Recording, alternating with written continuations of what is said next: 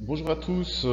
Dans l'optique de notre évaluation de lundi, je voulais repréciser avec vous certains aspects du chapitre 1 de géographie qui était consacré aux aires urbaines françaises et aux métropoles françaises. Alors, je vous rappelle que vous devez connaître également pour l'évaluation deux cartes très importantes, celle des régions que vous avez dans votre cours sur OneNote et également cette carte-ci avec les fleuves, mers, les grandes villes françaises, les pays voisins, limitrophes et les montagnes. Donc ça, il faut les connaître parfaitement puisque vous serez évalué sur ces repères. Nous allons aborder rapidement la composition de l'aire urbaine. Nous avions vu l'exemple de Toulouse. Ensuite, les dynamiques d'une aire urbaine, les principales aires urbaines et métropoles de France, et enfin les dynamiques territoriales en France. Alors, on avait pris comme exemple Toulouse. Je rappelle Toulouse qui se situe dans le sud-ouest de la France, connue pour l'usine Airbus qui fabrique donc l'avion Airbus.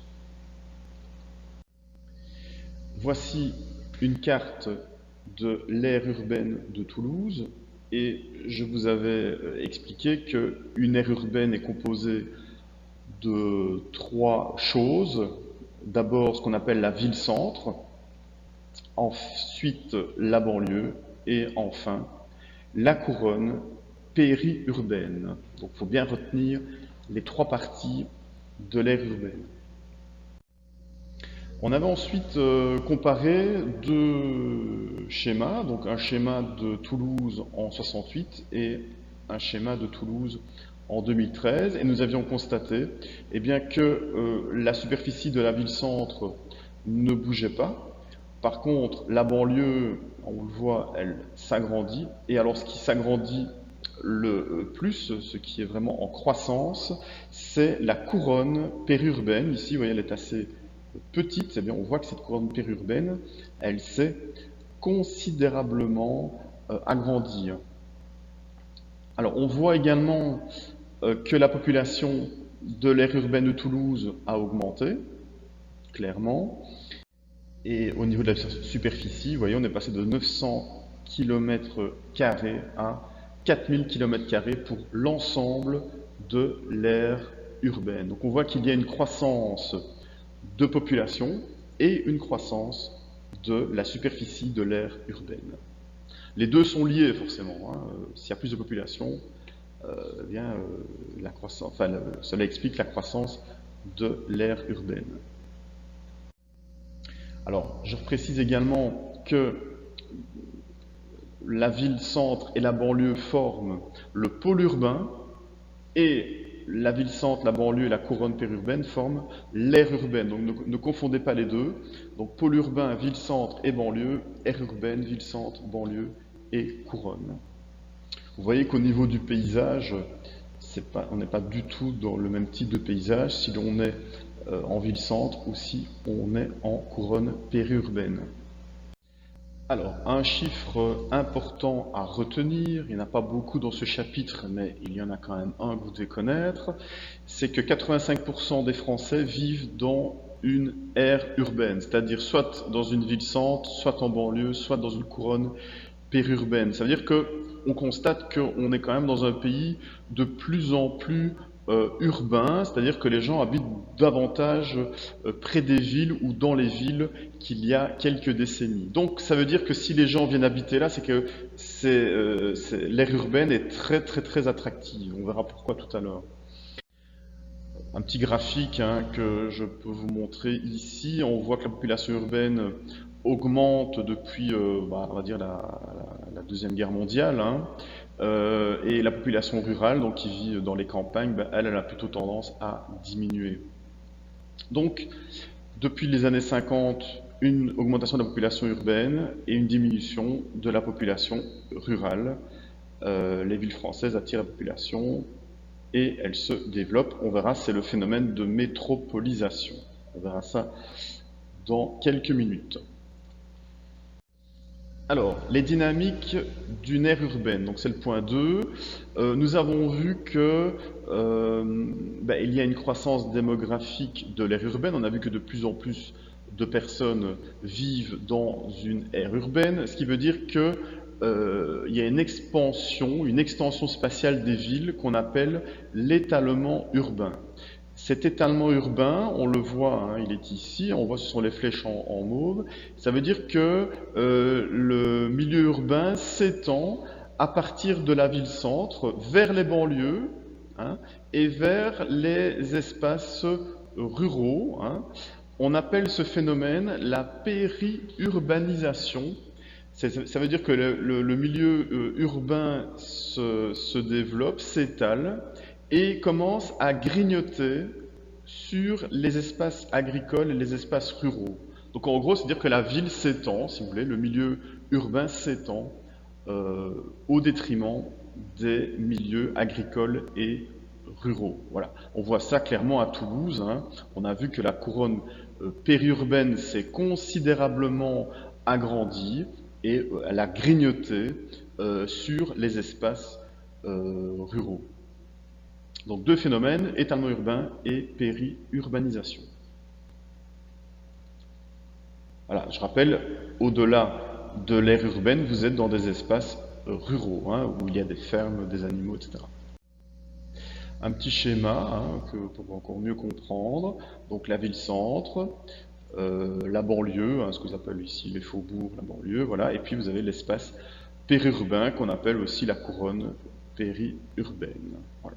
On voit que la ville s'étend vers l'extérieur. Quand je dis ville, comprenez que c'est le milieu urbain, hein. On avait vu également les fonctions des trois secteurs de l'aire urbaine. Donc, je vais revenir là-dessus très rapidement. On a vu qu'il y avait des résidences dans la ville-centre, plutôt des immeubles anciens, mais il y a aussi des immeubles modernes. On va voir que les loyers sont beaucoup plus élevés dans la ville-centre. Au niveau économique, il y a des emplois, puisque beaucoup de gens travaillent dans la ville-centre, et aussi une activité commerciale avec des commerces. Et puis, il y a une activité touristique et culturelle. On peut visiter les villes-centres notamment. Il y a des musées, des cinémas, des théâtres, etc. En banlieue, on a plutôt une fonction résidentielle avec des grands immeubles, mais aussi des pavillons, des petites maisons, avec parfois des jardins.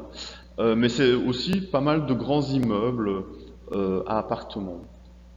Au niveau commercial, il y a plutôt des centres commerciaux qui sont des espaces beaucoup plus grands, beaucoup plus vastes et qui sont localisés essentiellement en banlieue et pas dans la ville-centre. Là, c'est plutôt des petits commerces ici. Ici, c'est plutôt des grands commerces, des centres commerciaux. Et puis, au niveau économique, il y a notamment des usines, des entreprises. Par exemple, Airbus à Toulouse, eh bien, l'usine se trouve dans la banlieue, en banlieue.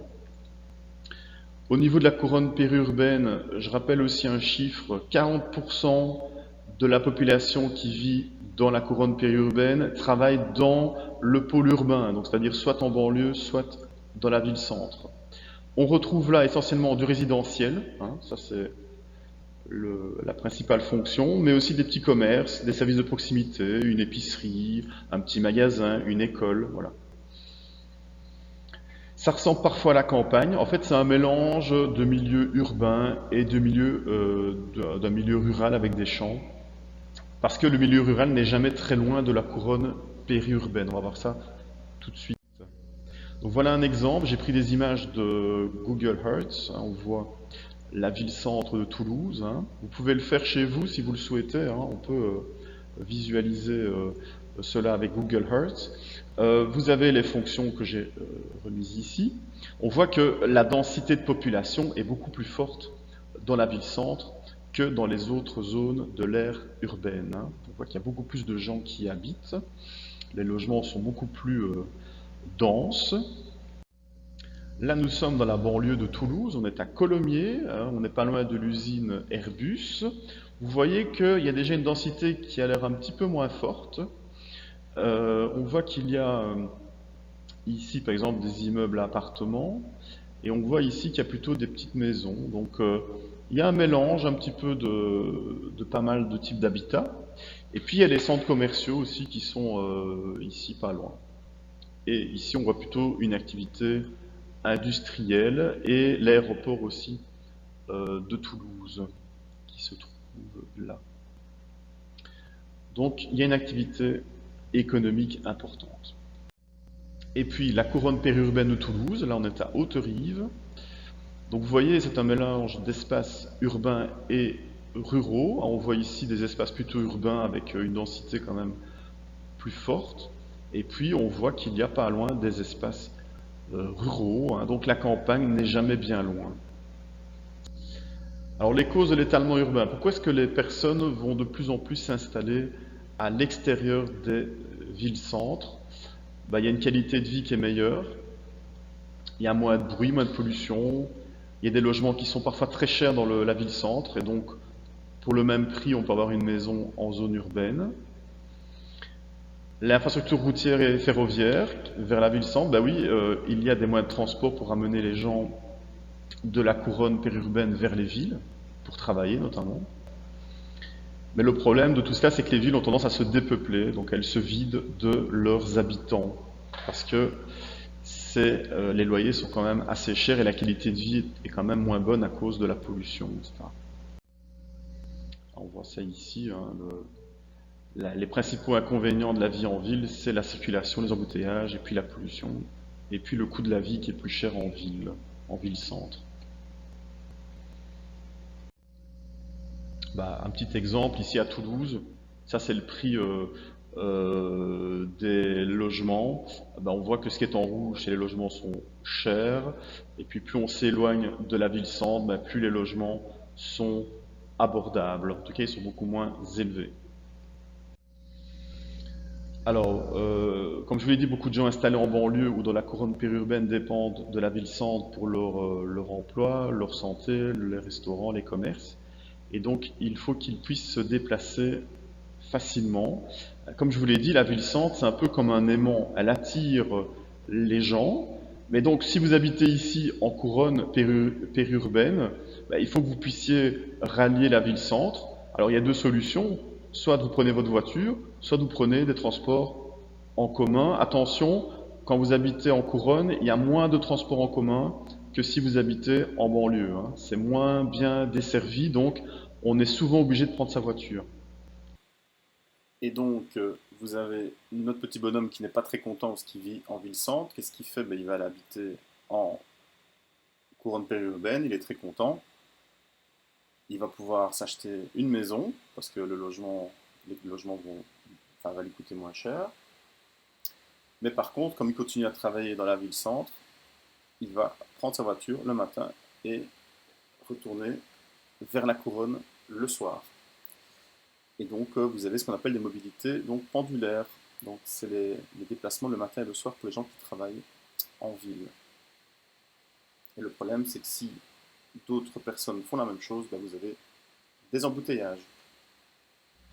Et donc, le gros problème des villes actuellement, c'est qu'il y a beaucoup de personnes qui vivent à l'extérieur de la ville-centre, donc en banlieue ou en couronne, et qui sont obligées de prendre leur voiture pour rallier la ville-centre. Donc, ce qui fait que vous avez ce qu'on appelle un phénomène qu'on appelle les migrations pendulaires. Ça veut dire que les personnes, le matin, prennent leur voiture pour aller travailler dans la ville-centre, et puis le soir, elles rentrent dans leur logement en couronne périurbaine ou en banlieue. Ce qui fait que vous avez pas mal d'embouteillages le matin et le soir à la sortie du travail. Alors, il y a quand même des initiatives dans certaines villes, comme ici à Nantes, pour essayer d'attirer à nouveau les personnes dans les centres-villes. Alors, ils essayent notamment de rénover certains quartiers ou d'en créer de nouveaux. Donc, le but, c'est de ramener des gens dans les villes, mais le problème, c'est que souvent, les personnes qui habitent désormais dans les villes-centres, c'est plutôt des personnes aisées, qui peuvent se payer des loyers beaucoup plus élevés, puisque ici vous avez un nouveau logement, mais les loyers sont quand même relativement élevés. Donc les gens plutôt aisés vont habiter dans les centres-villes, mais cela crée des inégalités, puisque les personnes moins favorisées, plus pauvres, vont quitter les centres-villes, les villes-centres. Et donc en gros, il n'y a plus que les personnes aisées qui ont la possibilité d'habiter dans la ville-centre. On appelle ça la gentrification. Voilà. Donc c'est le fait que seulement les personnes aisées peuvent habiter désormais dans les villes-centres qui sont quand même beaucoup plus chères que les banlieues ou la couronne périurbaine. Donc ça, c'est un problème, mais une ville qui connaît un très fort phénomène de gentrification, c'est Paris, hein. Les logements sont très très chers dans le centre de Paris. Voilà, petit schéma bilan de ce que nous venons de voir. Donc, quelles sont les causes de la périurbanisation, c'est-à-dire de l'extension des villes, de l'étalement urbain? Les causes, ben, c'est les logements qui sont trop chers dans la ville-centre, la baisse du coût du transport. Aujourd'hui, il est très facile de se déplacer euh, en voiture, hein. Il y a l'augmentation de la vitesse des déplacements, on se déplace plus rapidement. Et puis à la recherche d'un environnement plus naturel. Les gens préfèrent le calme de la couronne périurbaine que l'agitation et la pollution de la ville-centre. Les conséquences, ben, on utilise plus les voitures, ça pollue plus, donc plus de gaz à effet de serre, donc c'est pas très bon pour l'environnement et pour le réchauffement du climat. Et puis l'accroissement des distances parcourues, ben, voilà, on se déplace beaucoup plus, hein, on utilise beaucoup plus la voiture, donc ça, c'est pas très bon non plus au niveau de la pollution. Et puis, ça veut dire aussi que on passe plus de temps dans sa voiture le matin et le soir. Le schéma que vous devez connaître de l'aire urbaine, vous l'avez sur OneNote et vous l'avez normalement noté dans votre cahier.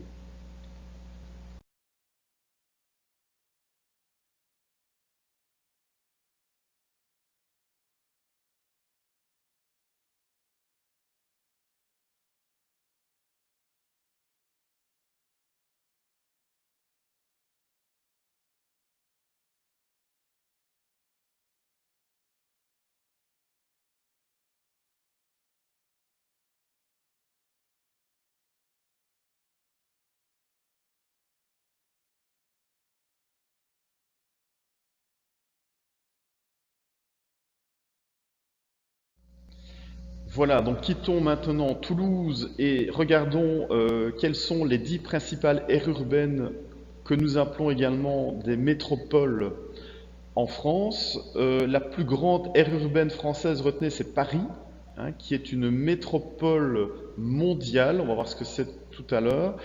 Et puis vous en avez 9 autres. En ordre d'importance, il y a Lyon et Marseille. Et puis vous avez Lille, Nice, Toulouse, Bordeaux, et puis Rennes, Nantes et Strasbourg. Ces 10 aires urbaines, ces 10 métropoles, il faut les connaître et il faut pouvoir les situer sur une carte, hein, c'est très important. Alors, les métropoles, il y a différents types de métropoles. Vous avez notamment Paris. Vous voyez, j'ai mis des petits aimants. Ce sont des métropoles qui attirent beaucoup de personnes. Ce sont ce qu'on appelle, c'est une ville mondiale. Elle concentre beaucoup de choses, à la fois de l'économie, du pouvoir, puisqu'il y a le pouvoir politique forcément, il y a des activités culturelles et économiques. C'est une ville qui a une influence mondiale, qui est connue mondialement. Puis vous avez les métropoles européennes qui sont un petit peu moins importantes. Vous avez Lyon, Lille, Strasbourg, qui sont très peuplées et qui ont une attractivité et une influence à l'échelle européenne. Donc elles attirent des gens, mais plutôt au niveau européen. Puis vous avez ce qu'on appelle des métropoles régionales, Marseille, Toulouse, Bordeaux, Nice, Nantes, Rennes. Là, le critère de population n'est pas essentiel.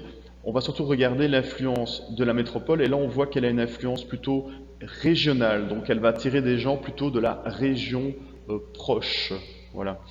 Et puis, vous avez les autres aires urbaines qui ne sont pas des métropoles, hein, c'est toutes les autres aires urbaines.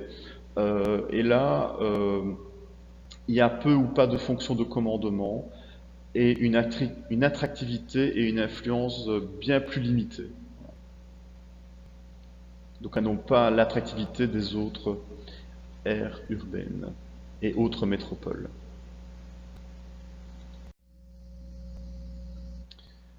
On va terminer par aborder les densités de population sur le territoire français. Vous voyez sur cette carte de France différents types de densité, hein. Quand c'est en mauve ici, c'est très densément peuplé, et puis Quand c'est quasi blanc, ici, vous voyez, c'est très peu peuplé. On est là avec moins de 30 habitants au kilomètre carré. Les zones en mauve, c'est plus de 200 habitants au kilomètre carré. Alors, retenez, c'est très important, que la population française est répartie de manière inégale sur le territoire français.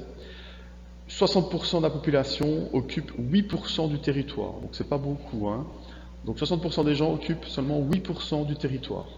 C'est-à-dire qu'il y a une concentration de population à certains endroits en France.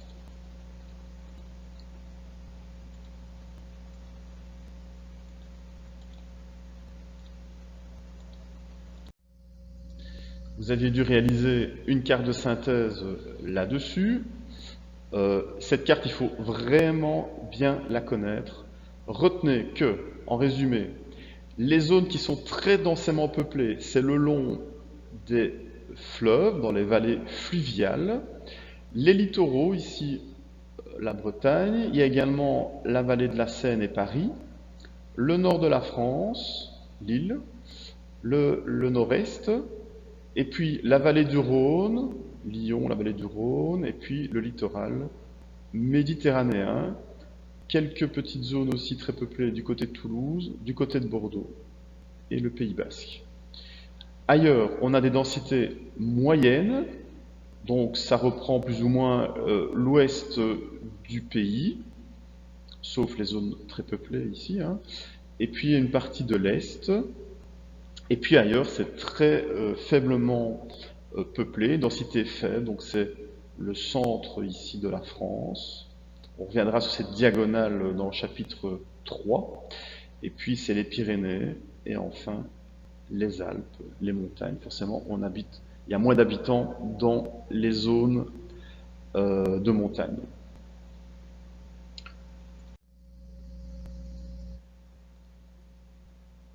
Donc certains espaces concentrent la population, donc forte densité autour des grandes métropoles, le long des vallées fluviales et près des littoraux. Par contre, il y a des endroits qui sont de faible densité. Ils s'étendent des Pyrénées jusqu'aux Ardennes. Ils correspondent surtout à des régions rurales et agricoles. On verra ça au chapitre 3 du cours.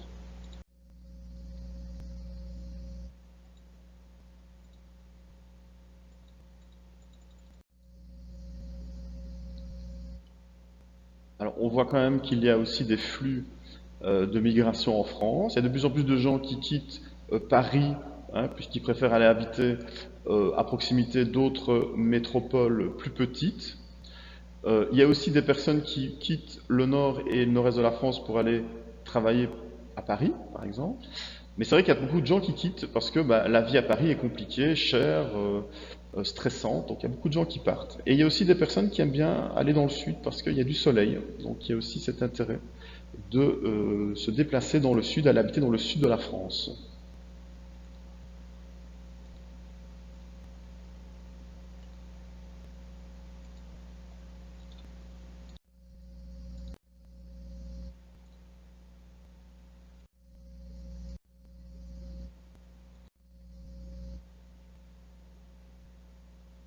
Donc, on avait noté tout ça dans la tracée écrite, hein, je ne vais pas y revenir. Tout ce que je viens d'expliquer est noté dans votre cahier. Voilà, ça c'était pour les métropoles.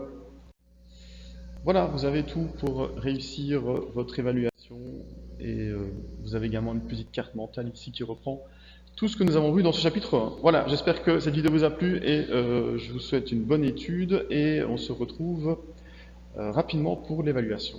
Bonne journée.